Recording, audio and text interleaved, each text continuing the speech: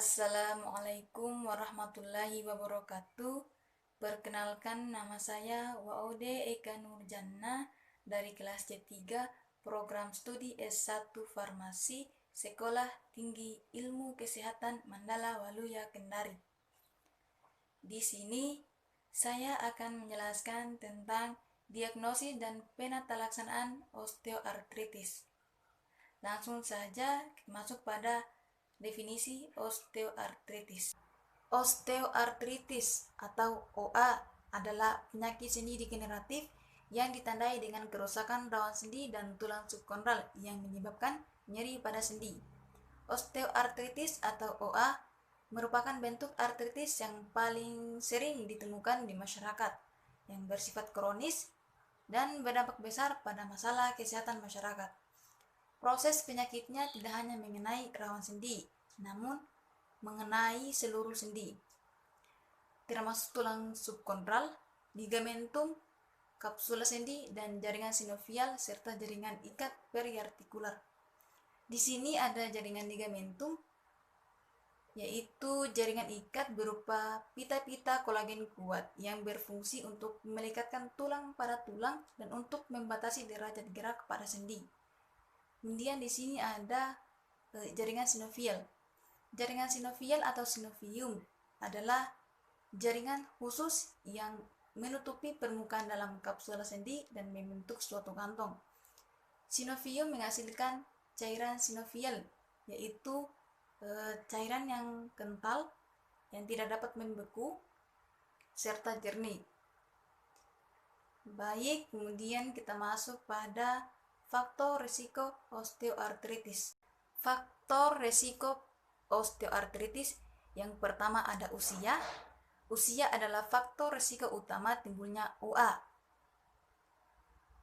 Dengan prevalensi dan beratnya OA yang meningkat seiring bertambahnya usia, lebih dari 80% individu yang berusia lebih dari 75 tahun ke atas terkena OA. Yang kedua ada jenis kelamin. Wanita berisiko terkena OA 2 kali lipat dibandingkan pria. Meningkatnya OA pada wanita lebih dari 50 tahun diperkirakan karena menurunnya kadar estrogen secara signifikan setelah menopause. OA lebih ditemukan paling banyak di wanita dibandingkan pria karena adanya hubungan antara hormon estrogen dan pembentukan tulang. Yang ketiga ada obesitas. Kegemukan atau obesitas adalah faktor risiko terkuat terjadinya OA lutut.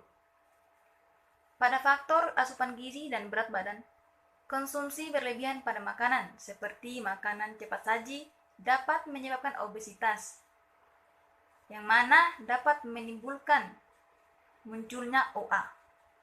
Hal ini terjadi karena rusaknya proses metabolisme kartilago pada pinggul dan lutut. Yang keempat ada faktor genetika. Faktor genetika juga berperan dalam kejadian OA. Banyak penelitian menemukan bahwa ditemukannya mutasi pada 80 gen berperan dalam patogenesis OA. Di antaranya adalah polimorfisme nukleotida tunggal yang bertanggung jawab atas pembentukan, pengelolaan, dan perbaikan sendi sinovial. Yang kelima ada dislokasi. Dislokasi adalah masalah berupa bergesernya tulang dari sendi atau posisi yang semestinya. Penyebab utama dislokasi adalah cedera atau trauma yang disebabkan oleh benturan keras, seperti ketabrakan atau seseorang jatuh atau bentuk trauma lainnya yang bisa menyebabkan benturan keras. Kemudian ada yang keenam ada aktivitas fisik. Aktivitas fisik, pada faktor gerakan dan aktivitas fisik, aspek pertama yang dapat mencerminkan berkembangnya OA adalah karena pekerjaan yang sering melakukan gerakan berulang. Aspek kedua adalah kesalahan dalam gerakan yang bisa terjadi selama aktivitas olahraga. Sendi yang paling sering terkena hal ini adalah lutut. Kemudian masuk pada klasifikasi osteoartritis. Klasifikasi osteoartritis dibedakan menjadi dua, yaitu berdasarkan etiologi dan lokasi sendi yang terkena. Berdasarkan etiologi, OA dapat terjadi secara primer atau idiopatik maupun sekunder. OA primer atau idiopatik belum diketahui penyebabnya dan tidak berhubungan dengan penyakit sistematik maupun proses perubahan lokal pada sendi. Meski demikian, OA primer banyak dihubungkan dengan penuaan. OA sekunder adalah OA yang disebabkan oleh penyakit atau kondisi lainnya seperti pada post-traumatic, kelainan kongenital, serta faktor risiko lainnya seperti obesitas, operasi yang berulang kali pada struktur sendi dan sebagainya. Kemudian masuk pada klasifikasi yang kedua, yaitu lokasi sendi yang terkena. Yang pertama ada OA tangan. OA tangan ini dimulai pada usia 45 tahun dan adanya riwayat penyakit dalam keluarga. Yang kedua OA lutut. Yang ketiga OA panggul atau koksa. OA panggul atau koksa ini biasanya sering ditemukan pada pria dibandingkan pada wanita. Yang keempat ada OA vertebra.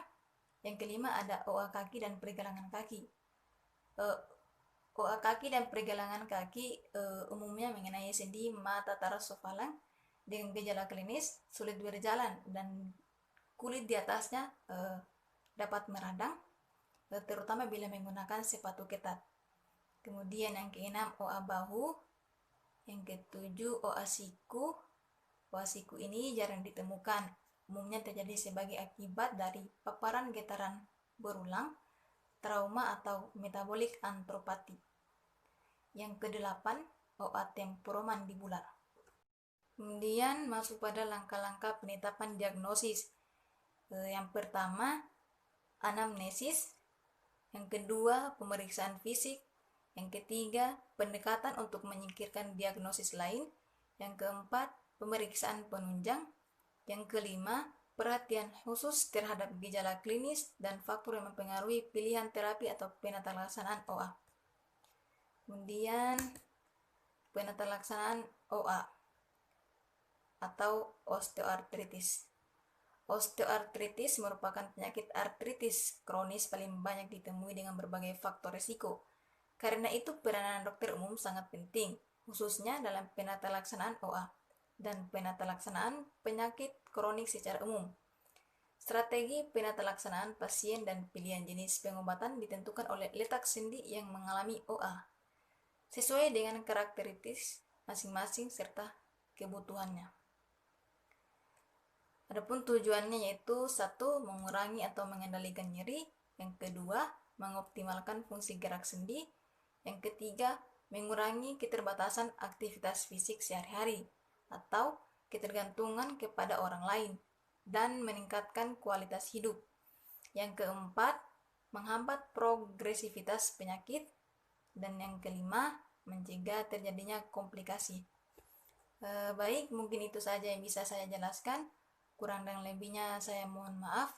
Wabillahi taufiq wal hidayah. Wassalamualaikum warahmatullahi wabarakatuh.